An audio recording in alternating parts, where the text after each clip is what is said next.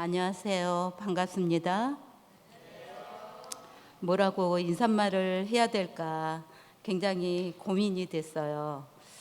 제가 여기를 떠난 지가 5년이 넘었고, 그리고 중간에 한두 번 왔다 간 기억은 있지만, 여러분들 앞에 이렇게 서게 된다는 게 굉장히 두렵고 떨렸기 때문에 어떻게 인사말을 해야 될까 굉장히 마음이 지금도 많이 떨립니다. 저희 감사합니다. 네, 용기 주셔서. 그리고 제가 이제 이 교회에 들어오면서 너무 아름답게 정말 곳곳이 많이 변해 있는 모습을 보고 여러분들의 이 교회를 사랑하는 그 손길을 느낄 수 있었고요. 그리고 제가 이제 조그만 교회에서 예배를 봐왔기 때문에 우리 교회가 이렇게 큰지 몰랐어요. 그래서 제 목소리가 저 끝에까지 들릴까? 그런 염려가 들 정도로 어마어마하게 크게 느껴져서 굉장히 제 마음이 이제 더 가뜩이나 부담이 되더라고요.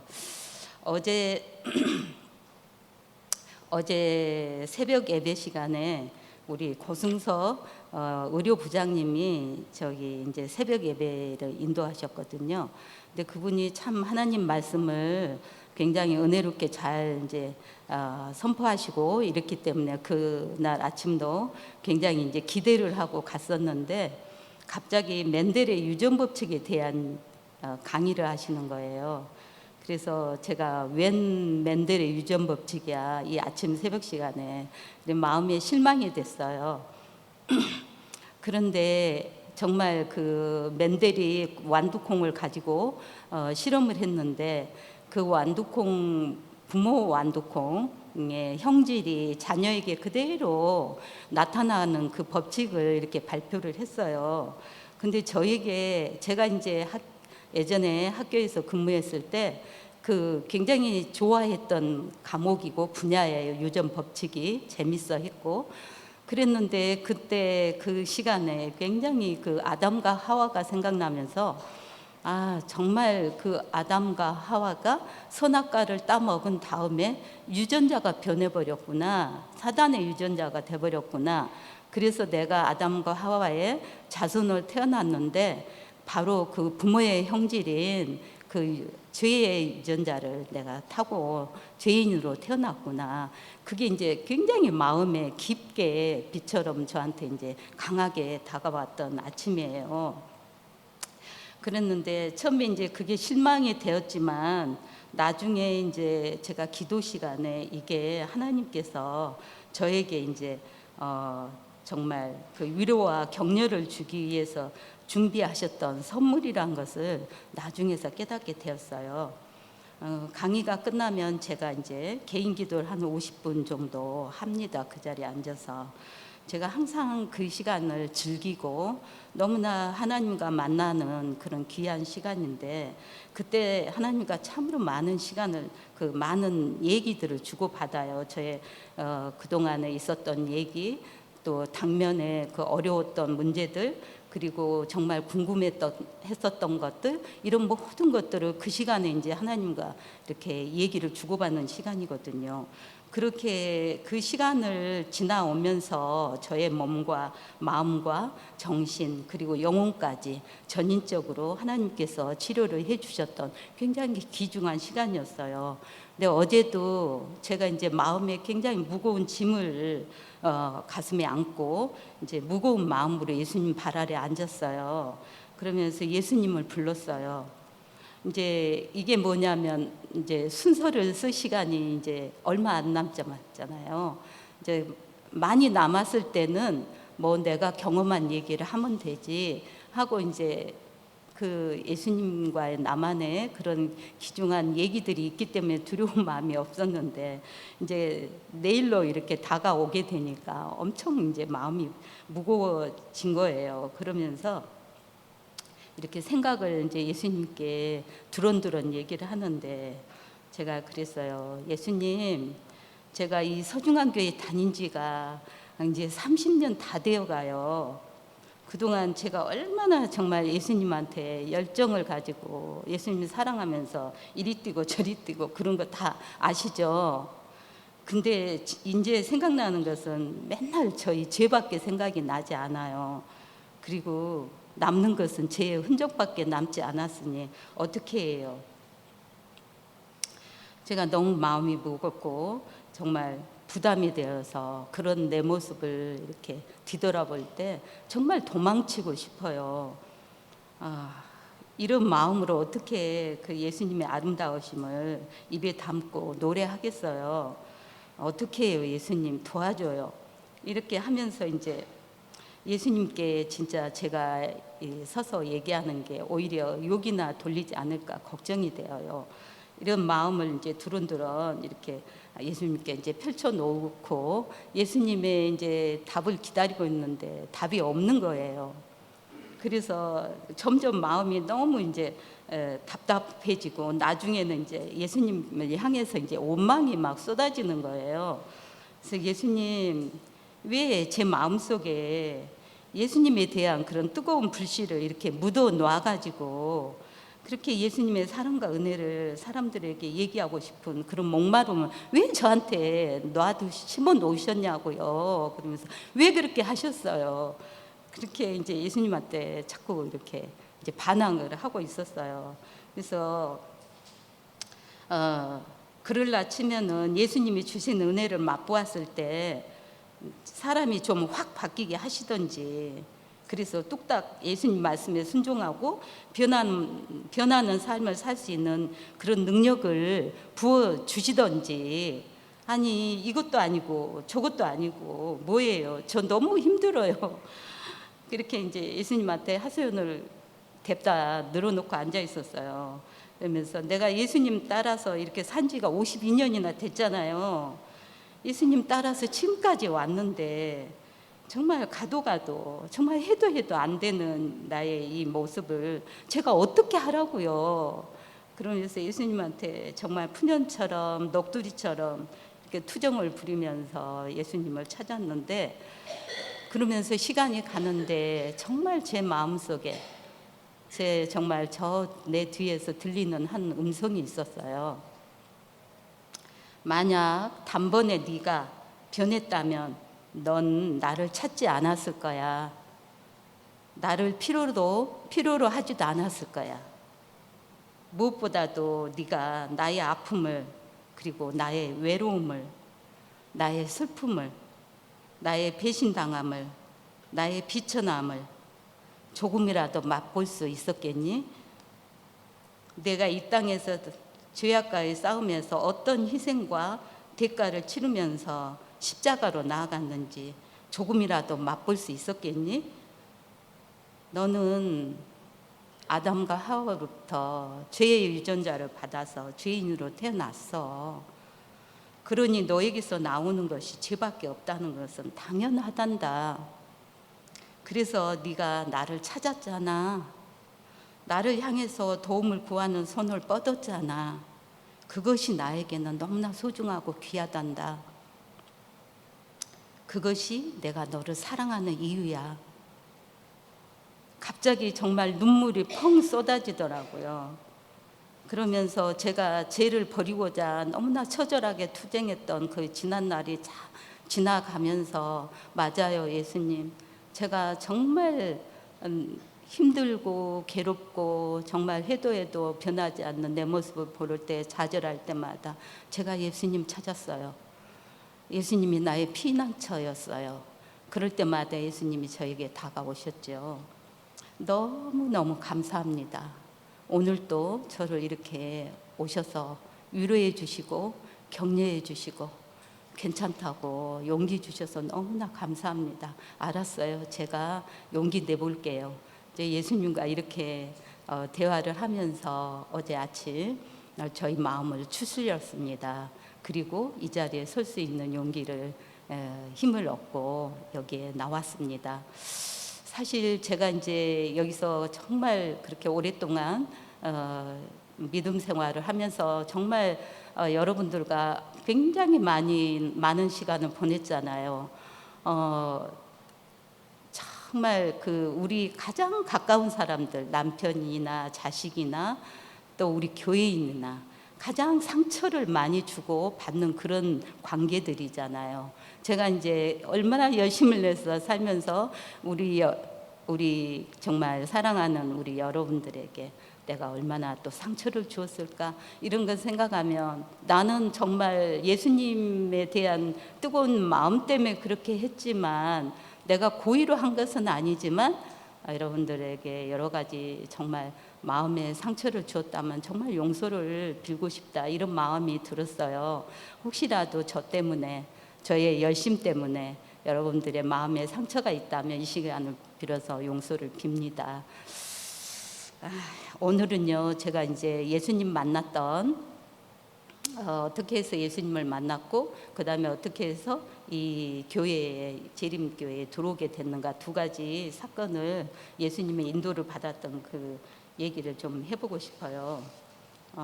제가 21살 때쯤, 9월 달쯤, 그때가 대학 1학년 때였고, 내 친구의 이제 전도를 통해서 선배 4학년, 나는 1학년이고 그 선배는 4학년이니까 저한테는 굉장히 큰 선배죠. 그리고 이제 거부할 수 없는 그런 상대인 선배에게 이끌려가서 사역리라는 걸 가지고 전도를 받았어요. 근데 제가 꼼짝 못하고 그 선배가 하란 대로, 어린아이가 그 유치원생이 선생님이 시킨 대로 그렇게 순진하게 따라서 하듯이 완전히 그 하란 대로 다 했어요. 그리고 마지막에 영접하는 기도까지 이제 따라서 하라니까 그대로 따라서 하는데요.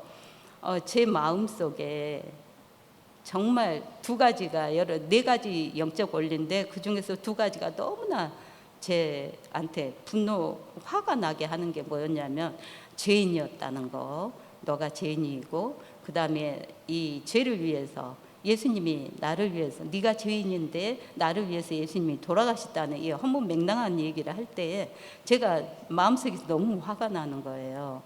그게 왜 우리는 이렇게 관계 있고 정말 자기하고 친하고 정말 좋은 사람을 위해서 뭔가를 할 수는 있지만, 아니 나하고 만나본 적도 없고 2000년 전에 태어났던 사람이고 나를 알지도 못하는 그 사람이 왜 나를 위해서 죽어? 그게 정말 너무 나를 화나게 했고, 그 다음에 내가 죄인이 아닌, 죄인이라는 그 말이 너무 화가 났었어요.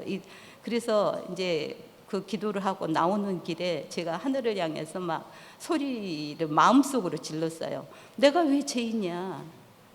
예수가 누군데 왜 나를 위해서 죽어? 말도 안 돼. 우리 부모도 나를 위해서 죽지 못하잖아. 무슨 헛소리야? 막 이러면서 이제 하늘을 향해서 막 삿대질하는 그런 마음으로 그렇게 내 분을 터뜨렸는데, 근데 그때 내가 왜 죄인이야? 이렇게 말을 할 때 그 마음속에 어떤 음성이 저 밑바닥에서 들렸냐면, 너 죄인 맞잖아.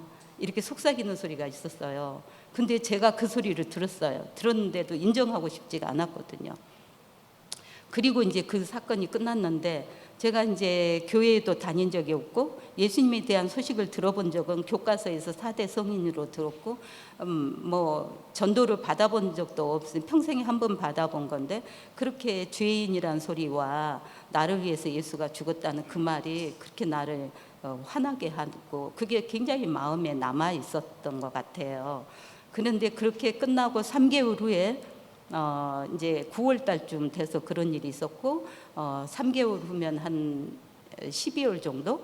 근데 눈이 막 진눈깨비가 내려오는 어느 날, 저희가 광주에서 한 40분 정도의 버스를 타고 가는 송정리가 저희 집이었고, 그 다음에 버스 정류장에서 한 20분 정도 걸어서 집을 찾아와야 되는 주택에 살고 있었는데, 그 친구가 어떻게 저희 주소를 알았는지 그것도 알 수 없는데 저희 집을 갑자기 찾아온 거예요. 전화도 없으니까 전화도 할 수 없었고, 갑자기 방문했는데 마침 제가 집에 있었어요. 그런데 그 친구가 찾아왔는데 내가 너무 놀랐어요. 그 친구가 저를 전도했던 친구거든요. 이게 웬일이야. 너무 어색하고 너무 놀랐고, 어떻게 제가 우리 집을 알았지? 그리고 이 눈 오는 날에 뭐 웬일이야? 막 이렇게 하면서 이제 저희 방에 들어가서 얘기를 하는데 더 황당한 얘기가 뭐였냐면, 야, 서울에서 대학생 집회가 있단다, 같이 가자, 이러는 거예요. 아니, 내가 거기를 왜 갑니까? 거기 가려면은 뭐 거기 참가비 내야 되죠. 또 버스비 내야 되죠. 정말 그때 70년대에 너무 가난한 시절에 시골에서 대학에 보낸다는 거는 너무 어렵잖아요. 무슨 용돈이 있습니까? 그래서 제가 이제 그 사람이 그렇게 눈 오는 날 저희 집에 왔음에도 불구하고 어떻게 거절해서 보낼까, 정말 그 뭐랄까, 정말 신사적으로 상처 입히지 않고 어떻게 거절해서 보낼까 하고 머리를 계속 돌리고 있는 거예요, 이 얘기를 듣는 동안에. 그런데 마음속에서 또 이런 소리가 들리는 거예요. 나는 어떻게 거절할까 막 잔머리 굴르고 있는데, 야, 네가 뭔데 제가 이 눈 오는 날에 주소를 가지고 주소 한 장 들고 너희 집을 찾아왔겠니? 이런 말이 또 들려오는 거예요, 내 마음속에. 내가 그 말을 듣는 순간, 맞아, 그렇지, 어떻게 거절 못 하겠구나. 딱 마음이 이제 바뀌는 거예요. 그러면서 그 아이한테 이제 낚여가지고 우물쭈물 거절을 못하고, 그래 가도록 노력해 볼게 하고 보내가지고 결국 엮여서 서울을 간 거예요. 그랬는데 이제 서울을 가보니까 정동에가 저희가 이제 CCC란 단체거든요. 그 CCC란 회관이 있어요. 전국 그 회관이. 근데 어마어마하게 이제 큰 건물이고, 거기에 거의 몇천 명의 대학생들이 모였는데, 이런 앞에까지 전부 다 막 사람들이 앉아 있는 거예요. 바닥에도 앉아 있고 의자에 물론 앉아 있고. 그래서 새벽 뭐 5시부터 방에서 모여서 기도 시작해 가지고 이제 강의실로 옮겨서 새벽 강의 듣고 아침 먹고 강의 듣고 찬양하고 기도하고, 날마다 그러고 있는 거예요. 한 4박 5일인지 5박 6일인지 기억은 안 나는데, 제가 아무것도 모르잖아요. 그 전도 들었던 그 사역리 하나 기억하고 거기를 가서, 그 친구는 어디로 갔는지 찾을 수가 없어요. 다 흩어져 가지고 방에 나눠졌기 때문에 아무도 아는 사람 하나도 없는데 새벽부터 기도하고, 하루 종일 기도 찬송 말씀, 그 다음에 저녁에 또 방에 와서 또 기도하고, 딱 죽겠더라고요. 그러면서 내가 이제 미쳤지, 가슴을 치면서 내가 여길 왜 왔나, 내가 미쳤지, 이러고 이제 며칠을 보내고, 이제 끝나기 한 이틀 전인가 앉아서 이제 또 이 앞에 강에 앉아가지고 멍 때리고 있는 거예요. 그런데 그때 갑자기 정말 내 뒤에서, 등대에서 한 음성이 들렸는데, 그게 뭐였냐면, 내가 네 죄를 위해서 죽었어. 이 음성이 들리는데 제가 고개를 돌아볼 만큼 확실하게 내 마음에 울려오는 거예요. 근데 또 한 번 다른 음성이 또 한 번 들리는 게, 나는 2번이라도 너를 위해서라면 십자가를 질 수가 있어. 이 음성이 또 들리는 거예요. 와, 근데 그 순간에 제가 너무 막 그 전도를 받고 제가 마음속에 막 외쳤잖아요. 내가 왜 죄인이야? 예수가 누군데 나를 위해 죽어? 말도 안 되는 소리. 막 이렇게 막 하늘을 향해서 삿대질했잖아요. 거기에 대한 분명한 예수님의 대답이었어요. 내가 그 자리에서 그게 그 예수님의 음성이란 것이 다 알게 되더라고요. 근데 그게 어디서 나온 장면이냐면은, 제가 고3일 때 책을 한 권, 그때 고3이면 공부 열심히 해야 될 대입 준비 시간이어서 책을 읽을 시간이 없어요. 근데 언니가 굉장히 이렇게 두꺼운 책을 하나 빌려왔는데, 그게 코바디스라는 책이에요. 생케비치가 지금 폴란드 작가. 근데 제가 그게 너무 읽고 싶어가지고 그 두꺼운 책을 그 시간도 없는데 읽었어요. 근데 거기에서 나오는 얘기가 코바디스 도미네라는 얘기인데, 거기에 한 장면이 어떤 게 있었냐면은, 베드로가 이제 그 로마에서 전도를 하다가 이제 붙잡혀서 죽게 됐을 때 많은 성도들이 붙들려서 죽게 됐거든요. 근데 베드로에게 그랬어요. 당신마저 죽으면 안 된다고. 예수님을 누가 전하겠냐고. 당신은 살아야 된다. 빨리 피해라. 그래서 베드로가 로마를 탈출하고 있는데 그 탈출하는 노중에 예수님이 나타난 거예요. 그럼 베드로가 깜짝 놀라가지고 예수님 십자가에 돌아가시고 하늘로 승천한 뒤잖아요. 근데 그 예수님 베드로 앞에 나타나서 베드로가 너무 놀라갖고 주여 어디로 가시나니까 그게 이제 코바디스 도미네 이 말이에요. 그러니까 예수님이 베드로에게 말한 거예요. 네가 버리고 가는 나의 어린 양들을 위해서 내가 다시 십자가를 지고 로마로 간다. 근데 분명히 그 책에서는 베드로한테 말했는데 그때 그 말이 저에게 하는 말씀으로 그 순간에 내가 네 죄를 위해서 죽었어. 그러면서 나는 2번이라도 너를 위해서 십자가를 질 수가 있어. 이걸로 딱 바뀌면서 저한테 예수님이 얘기하는 말씀으로 딱 들어오는 거예요. 제가 이제 그 순간에 완전히 눈물이 쏟아지면서 대성통곡하면서 정말 사람들이 얼마나 많은데 어디서 울 자리가 너무 찾고 싶은 거예요. 막 발을 2발 뻗고 막 대성통곡하고 싶은 거예요. 예수님이 나를 위해서 죽으셨다니. 어머 세상에 어떻게 이런 일이. 그러면서 정말 예수님께 내가 그렇게 지금까지 몰라왔고 그렇게 얘기를 했고 또 막 그 나의 죄진 생각들, 어두웠던 나의 생각들 이런 것들을 위해서 예수님이 나를 위해서 죽으셨구나 이러면서 너무 예수님한테 죄송한 거예요. 그래서 예수님 너무 죄송해요. 정말 제가 잘못했어요. 너무 감사해요. 막 이게 그 2가지가 너무 막 합쳐져 갖고 나를 막 견딜 수 없게 하는데 정말 얼마나 이제 그렇게 울고 그러면서 제가 이제 예수님이 정말 나를 위해서 죽었다는 게 믿어지고 이제 그렇게 되었죠. 그래서 제가 이제 그 순간에 정말 세상이 완전히 바뀌었어요. 그렇게 예수님이 빛이시단 말은 너무나 맞는 말씀인 것이 똑같은 태양인데 얼마나 밝게 빛나는지 만약에 막 그 룩스라고 그러잖아요. 50룩스, 100룩스 아마 1000룩스처럼 환하게 세상이 비춰지고 모든 게 그렇게 아름답게 보일 수가 없고 정말 바닥에 굴러가는 돌멩이 하나도 얼마나 사랑스럽고 예쁜지요. 그리고 그 사람들이 어쩌면 그렇게 예쁜지요. 그냥 가서 다 안아주고 싶은 거예요. 그러면서 빨간 성경책 그때는 이 핏빛을 상징하는 성경책에 빨간색으로 색칠이 있잖아요. 이렇게 덮으면 이런 부분이 빨갛잖아요. 이 빨간 성경책만 보면 너무 가슴이 뛰고 그 책을 들고 가는 사람을 보면 달려가서 안고 싶은 거예요. 그러면서 당신 예수 믿냐고. 나도 당신이 믿는 예수 나도 믿어. 그러면서 막 너무 악수하고 싶고 막 이렇게 마음이 완전히 이제 바뀌어서 제가 이제 그 예수님이 내 삶에 가장 중요하신 분.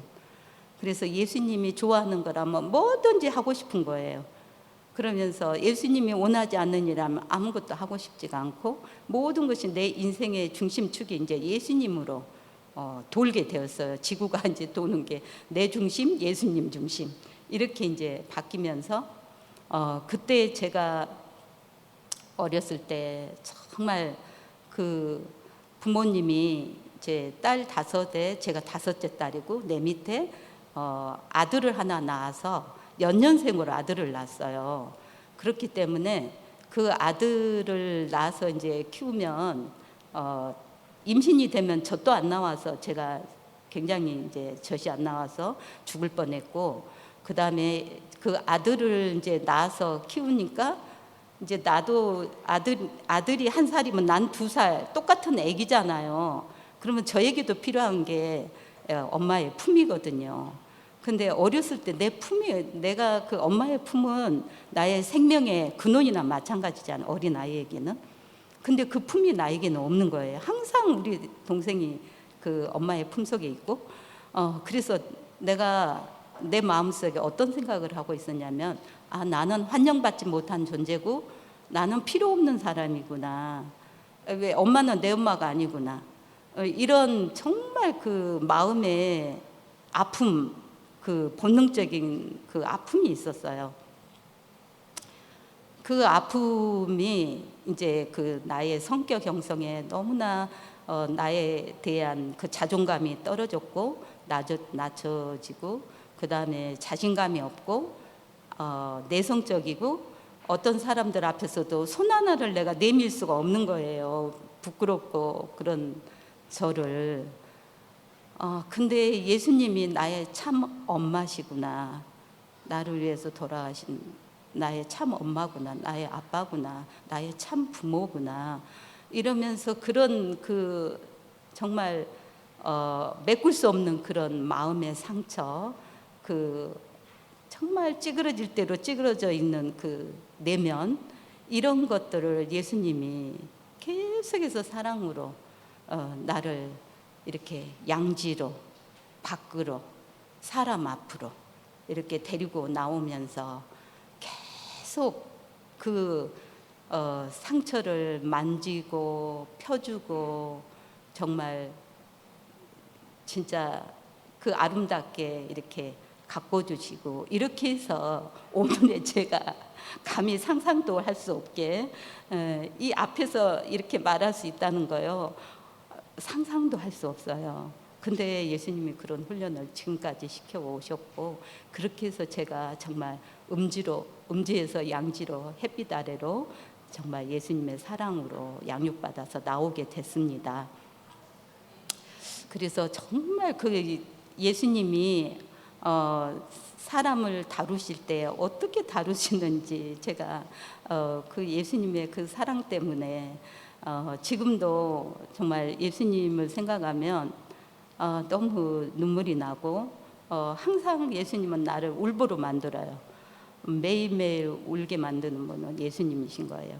그리고 그 예수님으로 인해서 또 감사하게, 정말 예수님 감사해요. 그 감사가 얼마나 물결치듯이 나한테 밀려져 들어오는지. 그렇게 예수님과 앉아서 아침을 하고 지내고 나면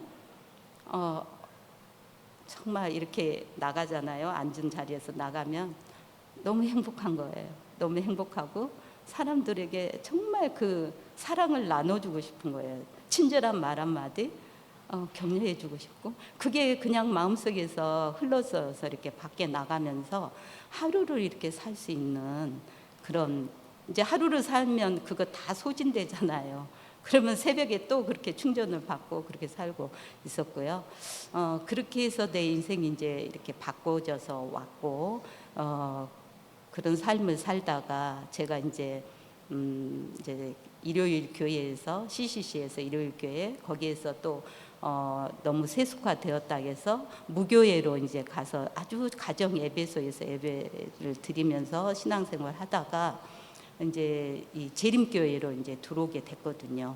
그 배경은 이제 저희 남편이 포스코 포항제철 다녔고 광양제철을 다녔고, 그렇게 두 회사를 다니는데, 그래서 거기서 서울까지 두 회사에서부터 이렇게 서울까지 가는 게, 예전에는 그때가 70년도 80년도 이런 때잖아요. 제가 결혼하자마자 이제 학업을 시작했으니까.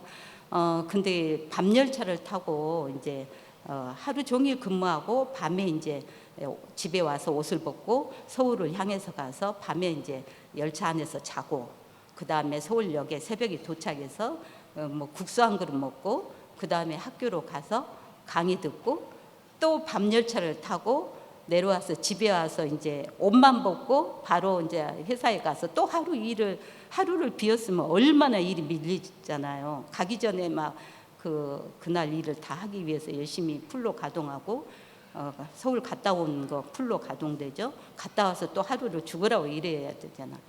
이렇게 3일을 일하는 동안에 젊은 30대였거든요. 저희가 30에 결혼했으니까, 저희 남편이. 근데 그때 가장 건강하고 가장 싱싱해야 될 나이에 아팠어요. 무리를 하니까. 그래서 제가 이제 혼자 벌어서 자녀 키워야 되고 살림해야 되고 공부해야 되고 학비 내야 되고, 얼마나 이제 힘들잖아요, 경제적으로.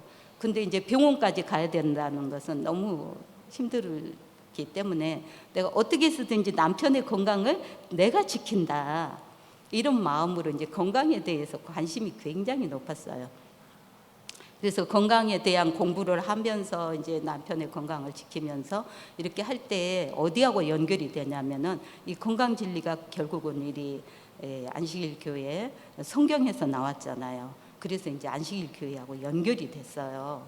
그래서 광양제철에 근무하면서부터 제가 이제 안식일 교회 광양제철 안에 이제는 그 안식일 교회가 없었고 밖에가 가까운 곳에 안식일 교회가 있었는데, 거기에 계신 분이 저희 제철 사택에 들어와서 요리 강습도 하고 하면서 이제 초청해서 가서 말씀도 듣고 요리도 먹고 배우고, 그리고 이제 광주가 친정이니까 광주에 오게 되면 이제 그 뭐 화폐, 그때는 화폐인지 뭔지는 모르지만 건강식품 파는 센터, 거기 가서 이제 사가지고 다니고, 그리고 그 당시에 가장 그 유명한 게 이제 이상구 박사 신드롬이라 해가지고 이상구 박사가 막 난리 쳤던 그런 시절이었어요. 그래서 자동으로 이제 이상구 박사 강의도 굉장히 많이 들었고, 그 다음에 이제 이상구 박사의 그 신드롬이 일어나면서 우리 재림교회가 건강 세미나를 거의 모든 교회가 했어요. 그래서 광주에 이제 저희 남편이 이제 공부를 그때 당시 이제 끝내고 대학으로 옮기면서 이제 광주로 이사를 오게 됐을 때 제가 하던 일을 그만두고 이제 광주로 오게 됐어요. 그랬는데 저희 언니가 심한 우울증으로, 이제 재림교회하고는 이미 이제 이렇게 연관이 있었죠. 있었고 건강 세미나가 그때 한참 열릴 때였는데 저희 언니가 굉장한 이제 우울증으로 심하게 아팠기 때문에 제가 이제 언니를 위해서 같이 언니 차를 타고 이제 여러 가지 프로그램을 참여를 하는 거예요. 탁구도 배우러 오고, 그 다음에 요가도 배우러 가고, 또 뭐 여러 가지 그 문화센터에서 하는 그런 것들도 배우고 이렇게 하는데, 바로 옆에가 복지관이 있었어요. 지금은 이제 폐허가 됐더라고요. 그 복지관에서 이제 탁구를 치는데, 이제 복지관 옆에가 우리 서중환 교회잖아요. 저기가 이제 주차장이 있잖아요. 그러니까 차를 주차시키고 거기 가서 탁구 치고 이렇게 하면서 이 김정태 목사님이 그때 여기 심호하고 계셨어요. 저희에게 이제 두 자매가 그쪽에 탁구 치러 오는 게 매 주마다 그렇게 오니까 굉장히 관심을 갖고 저희에게 이제 잡지도 나눠주고 뭐 들어와서 포도즙도 먹자 뭐 이렇게 하면서 굉장히 친해지고, 이제 복지관에 와서 탁구도 쳐주고 놀아줬어요, 저희랑. 그리고 저희는 이제 언니가 아프기 때문에 건강 세미나를 매 교회마다 이렇게 쫓아다니는 거예요. 일주일이면 저 교회, 또 다음 주일에는 이 교회. 근데 어디 교회냐면 궁동중앙교회에서 세미나를 했던 때였어요. 근데 그 세미나에 이제 참석하면 밥을 주잖아요. 건강 세미나 끝나면. 근데 식당에 가서 밥을 딱 먹으려고 하는데 어떤 집사님이 저한테 이런 질문을 하는데, 굉장히 그 질문이 저에게는 기분 좋은 질문이었어요. 예수님 사랑하냐고. 그 말이 다른 사람이 들었을 때는 이상한 말일 수도 있어요. 교회 다녀요? 이렇게는 말하지만 예수님 사랑해 이런 말 잘 안 하잖아요. 근데 저는 예수님에 대한 마음이 뜨겁잖아요. 사랑하잖아요. 그런 질문 받으면 너무 기쁜 거예요. 그래요. 나 예수님 정말 사랑해요. 이렇게 이제 대답을 하니까 그 집사님이 하는 말이 너무 엉뚱한 말을 또 하는 거예요. 그러면 왜 안식일 안 지켜요? 이렇게 말을 하는데, 내가 그 말을 듣는 순간에 내 마음에 탁 또 반발이 생기는 게 뭐냐면, 아니 예수님 사랑하는 거하고 안식이라고 무슨 상관이야? 이런 이제 내 마음속에 이렇게 대꾸를 하면서, 근데 그 다음에 이제 그 사람이 하는 말이 이런 말을 하는 거예요. 에스겔서 20장 20절하고 20장 12절에 이런 말이 있대요. 안식일을 지키는 것이 너와 나의 표징이라는 거예요. 그러면서 집에 가서 한번 찾아보래요. 근데 이제 그 말을 하는 가운데 저에게 딱 꽂히는 단어가 하나 있었는데, 그게 표징이라는 단어였어요. 표징? 근데 그 표징이란 말이 사인이잖아요, 영어로. 표시잖아요, 표시. 근데 제가 또 고등학교 3학년 때 영어 교과서에 단편집 하나가 재밌는 단편집이 하나 있었는데 어포인트멘트라는 그런 단편집인데 아주 짧은 얘기인데 굉장히 재밌어요. 그 얘기는 다 할 수가 없고요.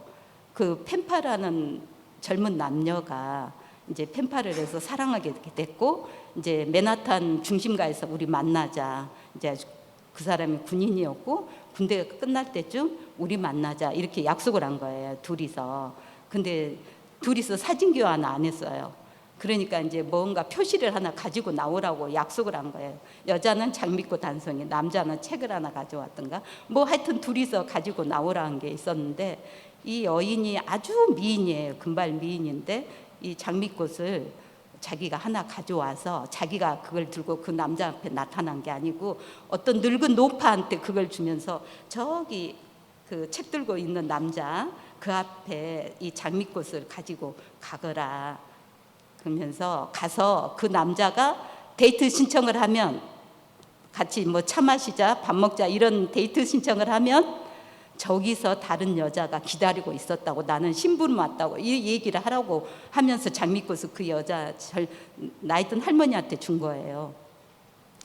그러니까 테스트한 거잖아요. 근데 이 남자가 자기가 어렵고 힘들고 그 각박한 군대 생활 속에서 유일하게 기쁨이 되어줬던 그 여인이잖아요. 몇 년 동안은. 근데 늙은 노파가 자기 앞에 나왔을 때 자기는 너무 꿈꾸었던 거예요. 이 아름다운 여인을. 근데 늙은 노파가 자기 앞에 왔는데 가슴이 무너졌겠죠.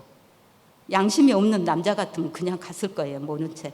근데 이 남자가 이 할머니한테 데이트 신청을 했어요. 밥 같이 먹자고. 그러니까 이 할머니가 저기 저 금발의 아름다운 여인이 이거를 주면서 당신한테 가라고 그랬다고. 저 여인을 만나러 할 때 남자가 자기가 상상했던 바로 그 여자인 거예요. 근데 너무 재밌는 책이어서 제가 그 이야기를 잊지를 못하는데 거기에 사인이란 말이 나왔어요. 근데 딱 표징이 사인이고 예수님이 날 찾을 때 안식일을 본단 말이야. 내 마음에 이렇게 막 머리가 핑핑 도는 거예요. 나 안식일 없는데. 그런데 제가 한 가지 이런 말씀이 있었어요. 저한테. 내가 선지자 노릇도 하고 죽은 자도 병든 자도 고치고 애원도 했고 이래 했는데 예수님이 너 도무지 몰라. 정말 예수님 일에 열심히 했잖아요. 근데 예수님 앞에 나왔을 때 나 너 도무지 몰라. 나는 이 말이 저한테 막 하는 것처럼 예수님 나 정말 예수님 만나야 돼요. 난 정말 예수님 만나야 되는데 나한테 이렇게 하면 나 어떻게 해요? 그래서 계속 제가 기도를 했어요. 예수님, 제가 예수님한테 진실되고 정직하게 나가는 거 아시잖아요. 근데 이 길이 바르지 못하다면 저 바른 길 알려주셔야 돼요. 내가 이제 예수님께 이렇게 기도하고 나면 마음이 편안해지고 또 열심히 신앙생활하고 이런 기도를 제가 가끔 한 번씩 드렸어요. 근데 그 기도가 이제 생각이 나는 거예요. 그래서 이거 표징 이거 그냥 지나가면 안 되겠구나. 그러면 예수님이 나 모른다 하겠네. 그래서 이제 제가 이 안식일에 대해서 알아봐야 되겠다. 그때부터 이제 그 마음이 생긴데 난 재림교회에서 안식일 교회에서 절대 공부하기는 싫어. 자기들 마음대로 가르치면 그렇잖아. 그래서 다른 데서 배우고 싶은데 그러고 있는데 그 다음 주에 건강 세미나가 저기 병원교회에서 있었어요.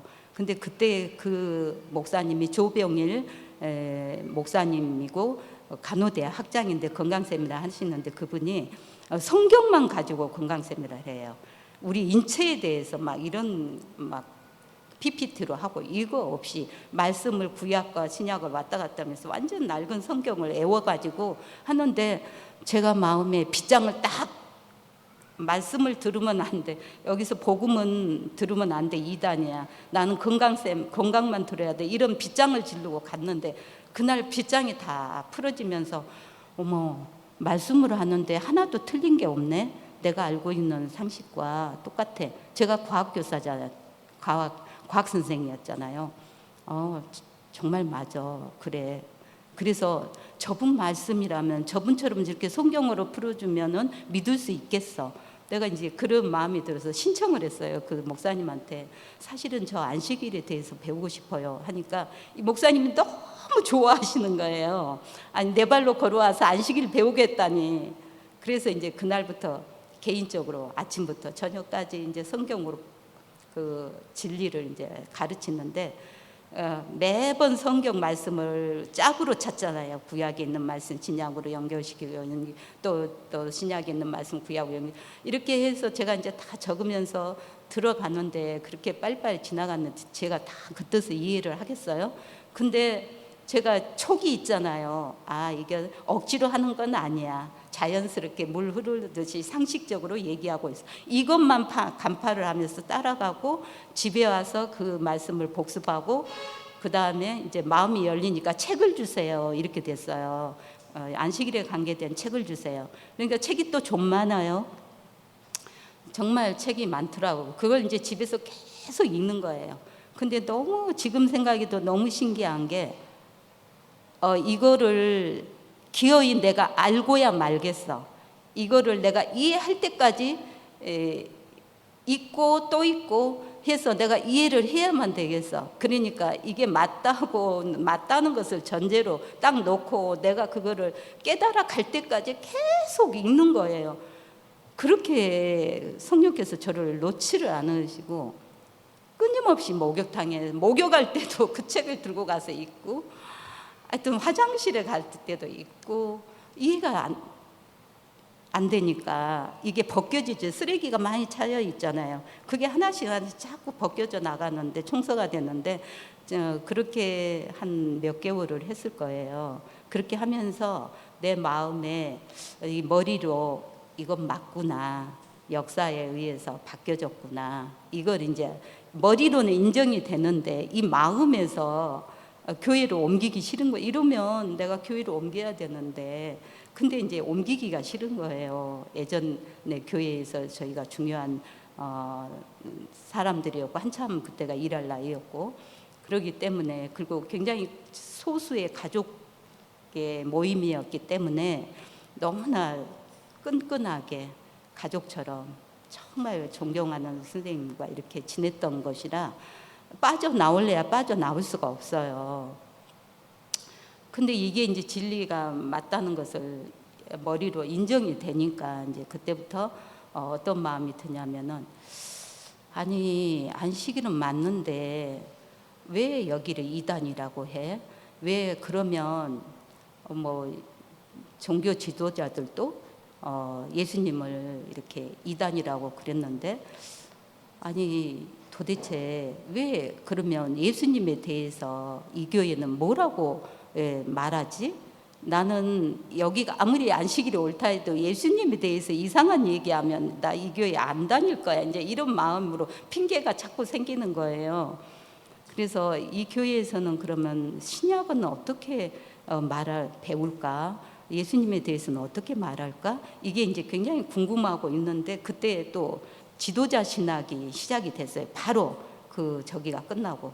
그런데 지도자 신학을 이제 이렇게 추천받아서 가보라고 했는데 거기에 오신 분이 김기고 목사님 신약의 대가시잖아요. 그리고 이재룡 목사님의 사도행전, 그때 당시 1000명 선교사 운동을 벌이고 해서 사도행전과 이제 복음서, 사복음서를 김기고 목사님이 가르치는, 제가 제일 앞에 앉아가지고 애원의 신, 시대의 소망이나 이런 코테이션을 가지고 이렇게 예수님에 대해서 비춰주는데 그 은혜가 사무침이 너무 감동이 일어나가지고 계속 울면서 눈물 줄줄 흘리면서 그 말씀을 들었어요.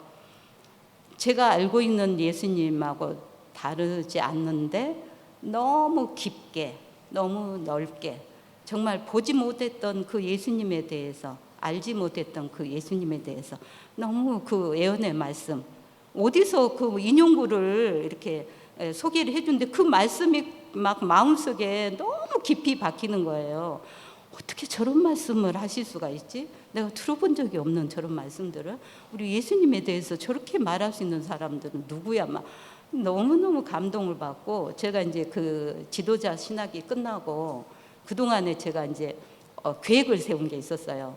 아, 여기가 안식일이 맞은데 예수님에 대해서 이제 어떻게 했는지 궁금해하면서 알아봐야 되겠다. 그러니까 이 교회도 다니고 예전의 교회도 다녀야 되겠다. 토요일, 일요일이니까 잘 됐네 하면서 양쪽 교회를 다니려고 생각했고, 한 1년을 다니면은 실수하지 않을까? 이런 계획을 세워놓고 있었는데, 그렇게 안식일을 공부하면서 한 6개월이 지나고 그 평신도 지도자 신학을 갈 때가 한 6개월쯤 됐었던 지점이었어요. 근데 이제 거기서 완전히 내가 마음이 활짝 열렸잖아요. 나 정말 이제 어떻게 이 교회로 옮겨야 되겠어. 결론이 딱 난 거예요. 그래서 제가 김정태 목사님에게 이제 6개월 남았잖아요. 1년간을 내가 알아봐야 되겠다. 이거는 영원한 생명이 걸린 문제니까 이렇게 생각하고 있었는데 6개월 만에 이제 결심을 하고, 정말 그 결심을 할 때는 어떤 말씀이 저한테 주어졌냐. 네가 하나님을 기쁘게 할래, 사람을 기쁘게 할래, 이 말씀이 저의 머릿속에서 떠나지가 않았어요. 그래서 정말 제가 그랬죠. 하나님을 당연히 기쁘게 해야죠. 알았어요, 하나님. 이러면서 제가 옮길게요 하면서 김정태 목사님에게, 목사님 제가 우리 교회로 옮길게요. 그렇게 하면서 이제 우리 예전에 그 교회에다 어떻게 이제 작별 인사를 해야 되잖아요. 가슴이 찢어질 것 같아요. 가족처럼 살았던 사람이고 수가 많지 않아요. 가정에서 소규모로 예배했기 때문에. 그리고 저희 남편과 제가 한참 일할 나이고 굉장히 얼마나 교회에서 소중한 자리겠어요. 그런 사람이 빠진다고 할 때 그 충격을 생각하면 너무 마음이 아픈 거예요. 근데 하나님 말씀은 또 이 신앙 양심은 그걸 끊어야 되잖아요. 정말 가슴이 아파서 한날은 이제 기도를 하고, 어떻게 내가 도저히 말로서는 그분들에게 말을 할 수가 없더라고요. 내가 편지를 써야 되겠다.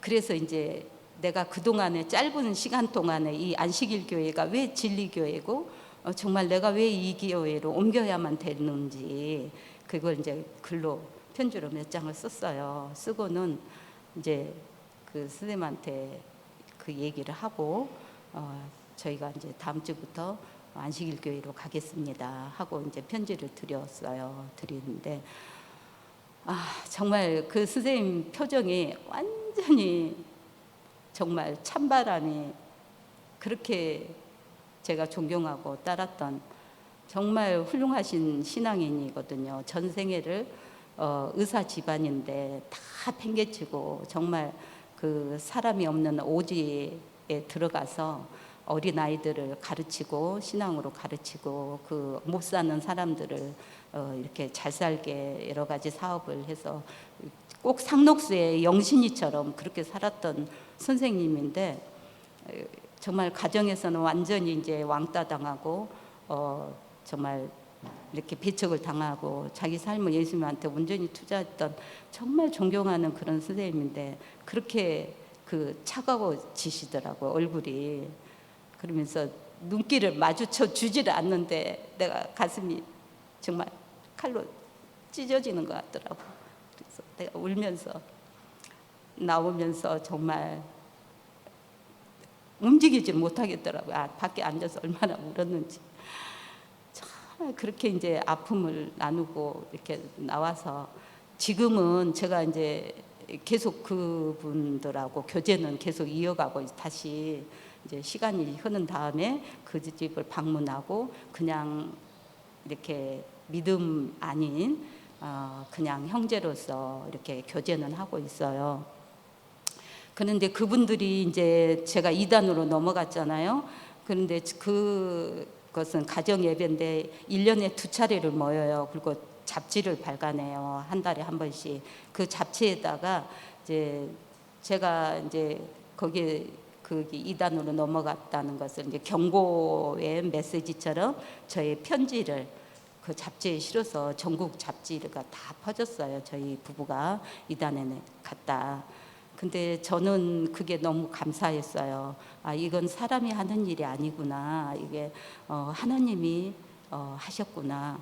그렇게 감사하게 생각했고, 그 다음에 정말 그때부터 제가 이제 이 재림교회에 왔는데, 재림교회가 얼마나 좋은지, 제가 꼭 정말 이 보물창고 없는 게 없는 너무나 부자인, 너무나 많은 보물을 가지고 있는 재림교회, 정말 내가 어떻게 해서 이런 교회에 알게 됐는지, 진짜 알리바바와 40인의 도둑의 그 도둑들이 그 보물창고 열려라 참깨하면 그 안에 온갖 보물 다 쌓여 있잖아요. 근데 제가 재림교회 와서 보니까 정말 모든 보물이 이 교회에 다 있더라고요. 그래서 제가 이 교회에 와서 보이는 게 아무것도 없어요. 사람 하나도 안 보여요. 뭐만 보여요? 정말 이 아름다운 진리를 가진 이 재림교회. 어떻게 내가 이 교회에 왔나? 구름 위를 걷는 것처럼 매일매일 얼마나 행복하게, 얼마나 여기서 하는 모든 일이 기쁘고 행복한지 그렇게 정말 좋을 수가 없었어요. 그래서 재림교회에서 그렇게 신앙을 하면서 정말 더 깊이 예수님을 알게 됐고, 이제 그 예수님으로 인해서 제가 이렇게 20년이 넘어 30년이 돼도 그 콩깍지가 지금 벗겨졌냐? 아니에요. 더 깊어졌고 더 사랑하게 됐습니다. 여기까지 제가 이제 얘기를 끝내고요. 내일은 제가 그렇게 정말 예수님 쫓아서 이렇게 행복하게 정말 뉴스타트도 하고 봉사도 하고 예수님 좋아하는 일이라면 물불을 안 가리고 그렇게 하고 싶은 그런 삶을 살았는데도 불구하고 암이 걸렸잖아요. 그러니 그게 얼마나 저에게 충격이 왔겠어요. 그 얘기는 내일 안식교 시간에 들려드리도록 하겠습니다. 여기까지 마치겠습니다. 감사합니다.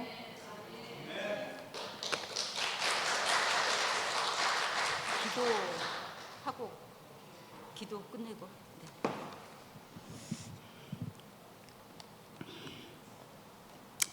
하늘아버지, 너무너무 감사합니다. 오늘도 저희를 만나주시고 정말 이 아름다운 공간에 예수님만을 생각하며 하늘만을 생각하며 이 시간 저희들을 모이게 하여 주셔서 정말 성령의 음성을 들을 수 있도록 축복해 주셔서 참으로 감사합니다. 아버지 하나님, 하늘 가는 그 여정에 오늘 이 시간이 하나의 큰 디딤돌을 놓는 시간이 될 수 있도록 복을 허락하여 주시옵소서.